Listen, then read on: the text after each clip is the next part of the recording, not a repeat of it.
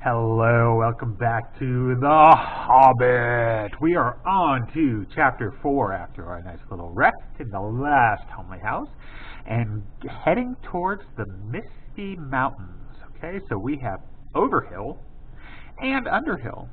Go ahead and take a couple guesses as to what you think is going to happen in this chapter. See if you can answer any questions on that last one.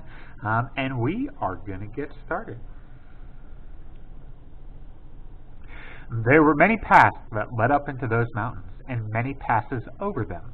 But most of the paths were cheats and deceptions, and led nowhere or to bad ends. And most of the passes were infested by evil things, dreadful dangers. The dwarves and the Hobbit, helped by the wise advice of Elrond and the knowledge and memory of Gandalf, took the right road to the pass. Long days after they had climbed out of the valley and left the last homely house miles behind, they were still going up and up and up. It was a hard path and a dangerous path, a crooked way and a lonely and a long.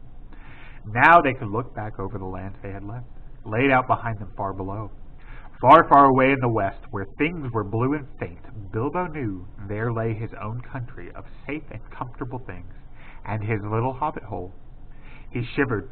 It was getting bitter cold up here, and the wind came shrill among the rocks. Boulders, too, at times came galloping down the mountainsides, let loose by midday sun upon the snow, and passed among them, which was lucky, or over their heads, which was alarming.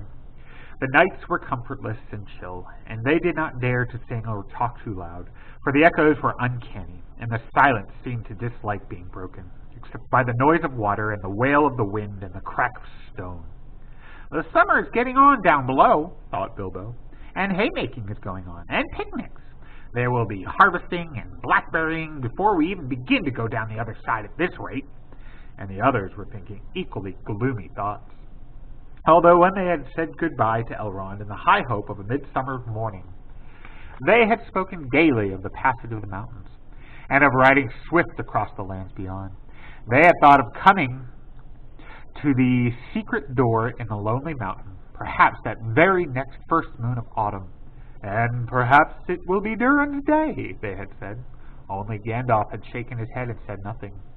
Dwarves had not passed that way for many years, but Gandalf had, and he knew how evil and danger had grown and thriven in the wild, since the dragons had driven men from the lands, and the goblins had spread in secret after the battles of the mines of Moria.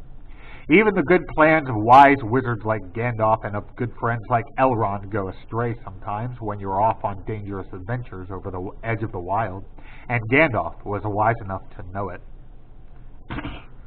He knew that something unexpected might happen, and he hardly dared to hope that they would pass without fearful adventure over those great tall mountains with lonely peaks and valleys where no king ruled.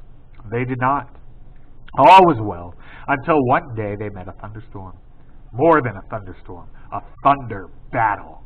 You know how terrific a really big thunderstorm can be down in the land and in a river valley, especially at times when two great thunderstorms meet and clash. More terrible still are thunder and lightning in the mountains at night, when storms come up from east and west to make war. The lightning splinters on the peaks and rocks shiver, and great crashes split the air and go rolling and tumbling into every cave and hollow, and the darkness is filled with overwhelming noise and sudden light. Bilbo had never seen or imagined anything of the kind. They were high up in a narrow place, with a dreadful fall into a dim valley at one side of them. There they were, sheltering under a hanging rock for the night, and he lay beneath a blanket and shook from head to toe. When he peeped out in the lightning flashes, he saw that across the valley the stone giants were out, and they were hurling rocks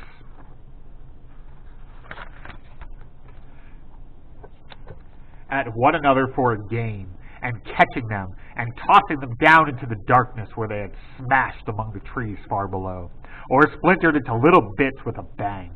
Then came a wind and a rain, and the wind whipped the rain and the hail about in every direction, so that an overhanging rock was no protection at all.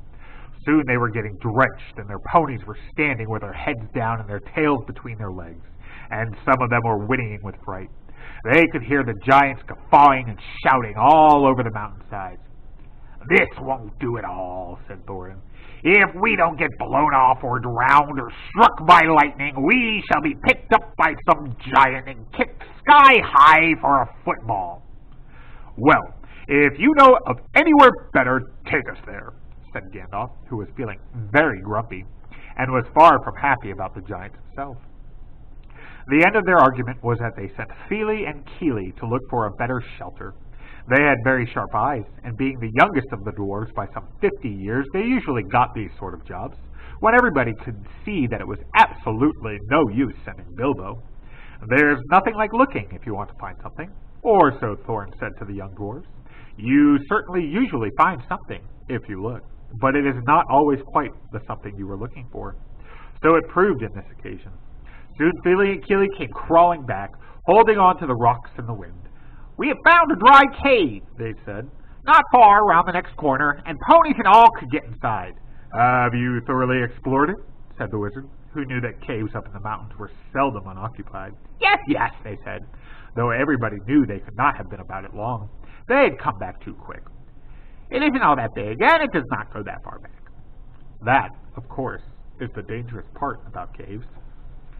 You don't know how far back they go sometimes, or where a passage behind may lead to, or what is waiting for you inside.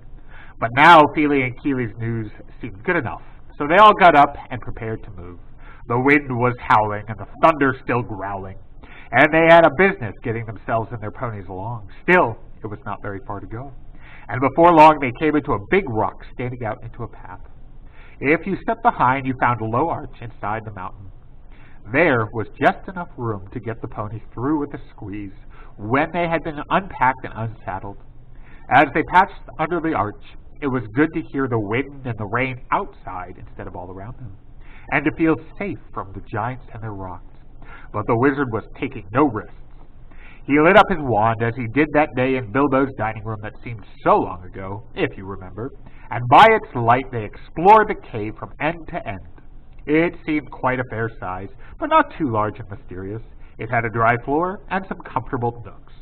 At one end there was room for the ponies, and there they stood, mighty glad of the change, steaming and champing in their nosebags. Oin and Gloin wanted to light a fire at the door to dry their clothes, but Gandalf would not hear of it. So they spread out their wet things on the floor and got dry ones out of their bundles. Then they made their blankets comfortable, got out their pipes, and blew smoke rings, which Gandalf turned into different colors and set dancing up by the roof to amuse them. They talked and forgot about the storm and discussed what each would do with his share of the treasure when they got it, which at the moment did not seem so impossible. And so they dropped off to sleep one by one, and that was the last time that they used the ponies, packages, baggages, tools, and paraphernalia that they had brought with them. It turned out a good thing that night that they had brought little Bilbo with them after all, for somehow he could not go to sleep for a long while. And when he did sleep, he had very nasty dreams. He dreamed that a crack in the wall at the back of the cave had got bigger and bigger and opened wider and wider, and he was very afraid but could not call out or do anything but lie and look. Then he dreamed that the floor of the cave was giving away, and he was slipping, beginning to fall, down, goodness knows where to. At that moment he woke up with a horrible start, and found that part of his dream was true. A crack had opened at the back of the cave, and was already a wide passage. He was just in time to see the last of the ponies' tails disappearing into it. Of course he gave a very loud as loud a yell as a hobbit can give, which is surprising for their size. Out jumped the goblins.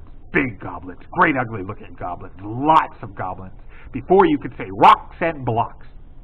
There were 6 to each dwarf, at least, and 2 even for Bilbo, and they were all grabbed and carried through the crack, before you could say tinder and flint. But not Gandalf. Bilbo's yell had done that much good. It had wakened him up in a splintered second, and when goblins came to grab him, there was a terrible flash like lightning in the cave, a smell like gunpowder, and several of them fell. Dead. The crack was closed with a snap, and Bilbo and the dwarves were on the wrong side of it. Where was Gandalf? Of that, neither they nor the goblins had any idea, and the goblins did not wait to find out. It was deep, deep dark, such as only goblins that have taken to living in the heart of the mountains can see through. The passages there were crossed and tangled in all directions, but the goblins knew their way, as well as you do to the nearest post office. and the way went down and down, and it was mostly horribly stuffy. The goblins were very rough and pinched unmercifully, and chuckled and laughed in their horrible stony voices, and Bilbo was more unhappy even than when the troll had picked him up by his toes. He wished again and again for his nice bright hobbit hole, not for the last time. Now there came a glimmer of red light before them. The goblins began to sing or croak, keeping time with the flap of their feet on the stone, and shaking their prisoners as well. Clack, clack, the black crack, rip, grab, pitch, stab, and down, down to Goblin Town you go, my lad. Clash, crash, crush, smash, hammer and tongs, knocker and gongs, pound, pound, far underground, ho, ho, my lad. Swish, smack, whip, crack, batter and beat, yammer and bleat, work, work, nor dare to shirk, while goblins quaff and goblins laugh, round and round far underground below, my lad. It sounded truly terrifying. The walls echoed to the clap, snap, and the crush, smash, and to the ugly laughter of their ho-ho, my lad. The general meaning of the song was only too plain, for now the goblins took out whips and whipped them with a swish, smack, and set them running as fast as they could in front of them. And more than one of the dwarves were already yammering and bleeding like anything when they stumbled into a big cavern. It was lit by a great red fire in the middle, and by torches along the walls, and it was full of goblins. They all laughed and stamped and clapped their hands, when the dwarves, with poor little Bilbo at the back and nearest to the whips, came running in, while the goblin drivers whooped and cracked their whips behind. The ponies were already there, huddled in a corner, and there were all the baggages and packages lying broken open and being rummaged by goblins, and smelt by goblins, and figured by goblins, and quarreled over by goblins.